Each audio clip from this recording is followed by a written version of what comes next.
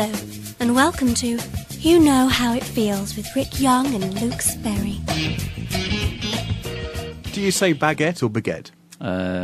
Baguette. You see, I'm failing to see the difference here. Well, I say baguette because that's the accent. You slightly northern. You put the emphasis on the first bit. Baguette. Yeah. Baguette. And I used to get ribbed at work by someone because they thought you should say baguette. Well, I don't think it really matters in the grand scale of things. I just thought you might have an opinion. Well, no, not on this.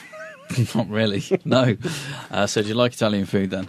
Is baguette an Italian thing? Well, no, but it got me thinking of garlic bread because that is that's Italian. It's baguette, isn't it? Garlic bread. So I just unless you go somewhere where they do it as a pizza. Well, that leads me on to something I was actually going to talk to you about today. I popped in the local supermarket. I was hungry, and I looked in the old reduced items bin. I've got no stigma about this whatsoever. We've talked about this. Yep. I thought, I'll have a look, see what they got. Some of it wasn't very good, obviously. It was just going a bit funny. And one thing I noticed was a garlic flatbread. It was actually cheese and onion garlic bread. It looked good. You know, it looked really... My mouth started salivating, you know? I thought, So, we'll start with the original price. It was $1.85. There were two there. I took the plunge. I lifted up the top one and expected to see something like, I don't know, 85p or 95p, something like that. 5p. Did you buy both? Oh, yeah. I grabbed both of them. So I walked up to the till. I said, look, I've got to be honest with you. I said, I wouldn't feel right. I said, is this a mistake on the front? And she looked at it and she said, 5p? Oh, I don't believe it. Yes, it is a mistake. That's not the right price. So I thought, oh, no, that didn't really go how I thought it was going to go. So I went, oh, no, and I've added everything up to the penny. And she went, oh, well, we'll just have to charge you 5p. And I thought, yes. Time now for Julia Bradbury's really awful joke. Well, the Wiltshire and Berkshire Canal Walk has been one of the best I've experienced so far, and it really is a trip into relaxation. A forgotten pastime it would be hard not to enjoy. This is the last programme in the series, so for now, my ship has set sail. Well, canal boat that is. We know how you feel. Every time you look in the mirror, you get that sinking feeling. But with so many confusing diets around, it can be hard to choose the right one for you. Not anymore! With Pasty Plan's 2-week pasty challenge. Get into shape with 3 pasties a day. Try cheese and onion in the morning, classic Cornish for lunch, and go all exotic with a chicken tikka slice in the evening. Log on to pastyplan.co.uk and take the pasty challenge. Late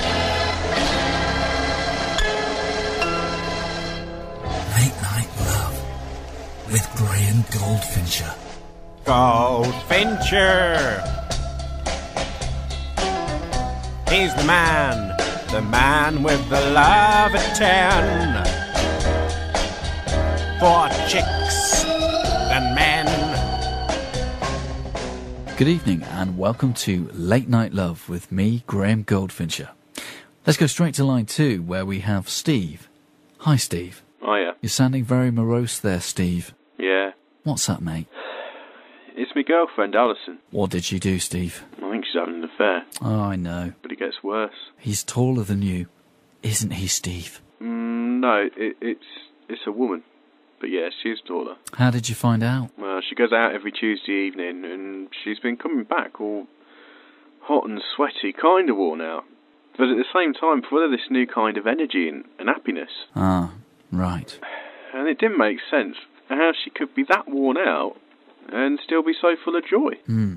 What sort of thing is she wearing when she goes out, Steve? Well, normal clothes. But this is the thing. She takes a bag with her, but when I ask what's in it, she won't tell me. So I had a look when she wasn't around. Skimpy shorts, skimpy vest, and a towel which was damp and smelly when she came back.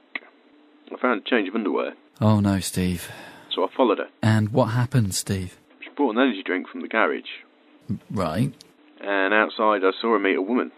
They kissed each other on the cheek. Girls do that anyway, though, don't they, Steve? But it was passionate, Graham. It was passionate. Oh, okay. So where did they go then, mate? They ran off. They must have known I was there. Where did they run to? Around the park. Steve, I have to say, I'm not 100% on this, but I think I know what's really going on here. What? You don't think she's having an affair? No, Steve, I do not. But what's she doing then? Isn't it obvious? She's taken up jogging. Well... Listen, Steve, You have put 2 and 2 together and made 9 as usual. But then they went to the sports centre together and had a hot shower. Why would they do that? Oh, come on, wouldn't you want a refreshing shower after a hot, sweaty run? Yeah, I guess so. Oh, I feel really stupid now. Well, so you should, Steve. Now listen, if anyone's having an affair, it's you. And if she hasn't told you why she's keeping fit, it's because you've worn her down. And it's time for change, Steve. Big change. Take a look at yourself in the mirror. And I'm going to say one more thing to you, Steve. You've wasted my time. And as for Alison... Keep on running. Keep on hiding. So then I went over the road to the other supermarket. Yeah, they had pizzas in there, the mini pizzas. Yeah. Not mini pizzas, but smaller ones. What, like child ones or a bit bigger? Again, it's names. We can't say names. It's pathetic, isn't it? But it's about that big. Right. For listeners, what's that? It's probably about 5 inches. 5 inches across. Yeah. So 2 of those in the box, and they had them for £1. Right. So I had a really great day of bargain hunting. Fantastic. Was David Dickinson there? No, and it's a good job, really, because then I would have bought a cheap cream cake and threw it at his head. He's one of the most annoying men in existence, I reckon. Yeah, why? Why is he so annoying? It's the hair, the tan, the voice. Just everything about him. The glasses. Doesn't he have glasses perched on his nose like that? Just like that. Why am I such an irritating man? He's been around, for about 15 years now. He's nearly 80 years old, if not older. Where did he come from? I mean, talk about late starter. What did he do to suddenly catapult like that? Well, they're all like that, aren't they? All these people who end up presenting, like, antiques programmes or any sort of daytime TV. I mean, like the much discussed Tommy Walsh. They just suddenly appear fully formed, readily annoying in the twilight of their life. It's new, it's pasty, it's Dialer Pasty, the amazing fast food service that delivers direct to your door. With 115 locations across the UK, you're only minutes away from a mouth-watering pasty. Our pasties come in 3 exciting sizes. Regular feeds 2, large feeds 4, and the monster feeds all your friends, and then some. Free soft drink with every order. Find us online at dialerpasty.co.uk. Dialer Pasty. To our customers, we're the 5th emergency service. Tonight at 7, Julia Bradbury walks everywhere. Join Julia and her rucksack as she walks through ancient British woodlands, forgotten Indian railway tracks, and even on water, just like Jesus did. That's 7 p.m. this evening. Julia Bradbury walks everywhere.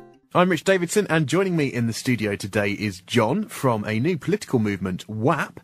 John, you haven't given me your surname, John. What is your surname? It's on a need-to-know basis, know what I mean? And it's WAP. WAP? Yeah, not WAP. WAP. Stands for the Walking Heart Attack Party. Right, okay. And what is the central tenet of the Walking Heart Attack Party's manifesto? What?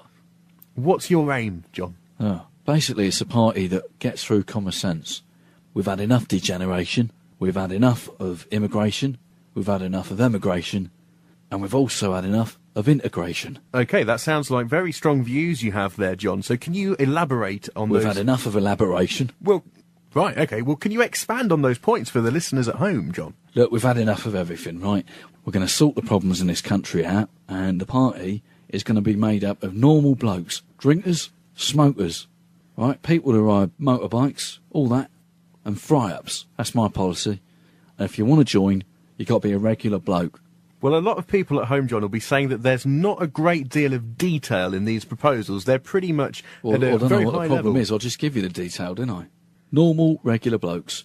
It's WAP, it's the Walking Heart Attack Party, and we're serious. A lot of people will say, John, that ensuring that people eat a fry-up every day isn't the sort of thing that in government is going to... Yeah, this is what makes me laugh, you know. No offence to you, Rich, all right, you do a great job. It's like that guy in the news last year, 111 years old, and they said, how did he make it to be that old? What did he say?